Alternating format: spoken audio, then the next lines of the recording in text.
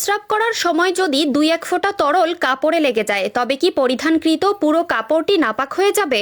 অনিচ্ছাকৃত এই ভুলটির কারণে কি সেই মুসলিমকে আবারও পবিত্র হতে হবে? করা লাগবে কি তার গোসল? যদি কেউ এমতো অবস্থায় পড়ে এবং তারপরেও যদি কেউ নামাজ পড়ে তবে কি তার নামাজ কবুল হবে?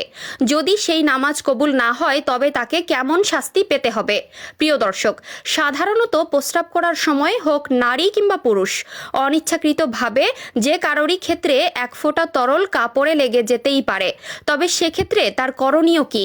প্রতিনিয়ত লাখো মুসলিম এই সমস্যার সম্মুখীন হয়।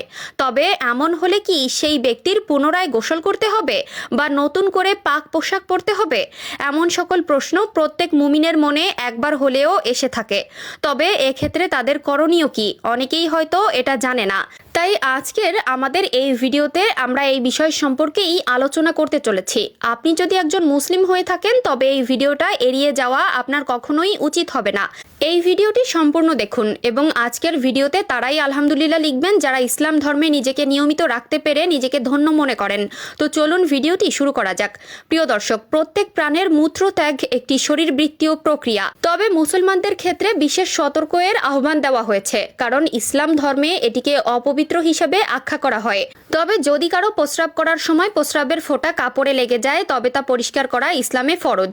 তবে বিষয়টি এমন নয় যে তাকে তার পরিধানকৃত পুরো পোশাকটি পরিষ্কার কিংবা পাল্টে ফেলতে হবে। এক্ষেত্রে শুধুমাত্র যে স্থানে প্রস্রাবের ফোঁটাটি লেগেছে শুধুমাত্র সেই স্থানটি কিছুটা পরিমাণ পানি দিয়ে পরিষ্কার করতে হবে। এক্ষেত্রে এক জায়গায় ফোঁটা লাগার কারণে পুরো কাপড় অপবিত্র হবে এমন কথা কোথাও লেখা নেই। তবে যদি কারো পরিধানকৃত কাপড়ে প্রস্রাবের ফোঁটা লাগে তবে সেটি পরিষ্কার না করা অবধি তার নামাজ আদায়ের উপর নিষেধাজ্ঞা দেওয়া হয়েছে। যদি পোশাক নাপাকি থাকে এবং তা ধোয়া না হয় তবে সে নামাজ বাতিল বলে গণ্য হবে, কারণ নামাজের প্রধান শর্তই হচ্ছে পবিত্রতা। এক্ষেত্রে রাসূলুল্লাহ সাল্লাল্লাহু আলাইহি ওয়াসাল্লাম সহিহ ইবনে মাজার হাদিস নম্বর 285-তে বলেন, যে ব্যক্তির কাপড়ে প্রস্রাব লেগে থাকা অবস্থায় নামাজ পড়ে সেই ব্যক্তির নামাজ গ্রহণযোগ্যতা হারায়। এছাড়াও রাসূলুল্লাহ সাল্লাল্লাহু আলাইহি ওয়াসাল্লাম সুনানে দারাকুতনির হাদিস নম্বর 465-তে বলেন, তোমরা প্রস্রাবের ফোঁটা থেকে বাঁচো, কেননা অধিকাংশ কবরেরই শাস্তি প্রস্রাবের কারণে হয়ে থাকবে। এছাড়াও আল কোরআনের সূরা আল মুদাসসিরের আয়াত নম্বর 4-এ আল্লাহ তাআলা বলেছেন, তোমরা তোমাদের কাপড়কে পবিত্র রাখো।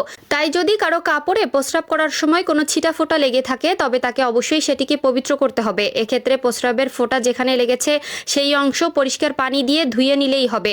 অতিরিক্ত করে কোনো নতুন কাপড় পরিধান কিংবা পুরো কাপড়টি অপবিত্র হয়ে গেছে এমন কিছুই নয়। তবে যদি তা ধোয়া সম্ভব না হয়, যেমন ধরুন পানি পাওয়া না যায় এবং অতিরিক্ত পরিধানের কাপড় না থাকে, সেক্ষেত্রে তা ক্ষমার উপযুক্ত হতে পারে।